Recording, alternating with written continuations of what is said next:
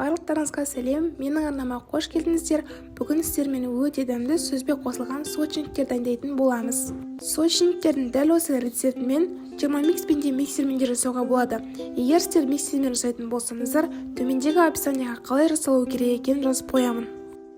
Бірінші қамырына қажетті барлық нәрселерді араластырып аламыз.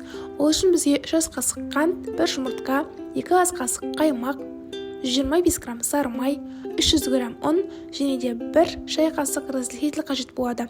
Осылардың барлығын 30 секунд 5 ковшта араластырамыз. Қамырымыз осындай болып шықты, енді оны 1 сағатқа тоңазытқышқа қоямыз. Енді біз салмасын дайындаймыз. Ол үшін 300 грамм сүзбе, 3 ас қасық қант, 1,5 ас қасық ұн, 1 ас қасық қаймақ және де 1 жұмыртқаның ағын салып, 10 секунд 5 ковшта араластырамыз.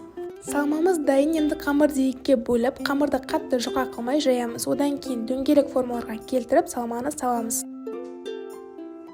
1 жұмыртқаның сарысына 1 шай қасық сүтті қосып араластырып, сочниктердің бетіне жақсылап жағып шығамыз. Қызып тұрған пеште сочниктерімізді 25 минут 180 градуста пісіреміз. Дайын болған сочниктердің бетіне қалауларыңыз бойынша қант ұнтағын сепсеңіздер болады. Ас болсын!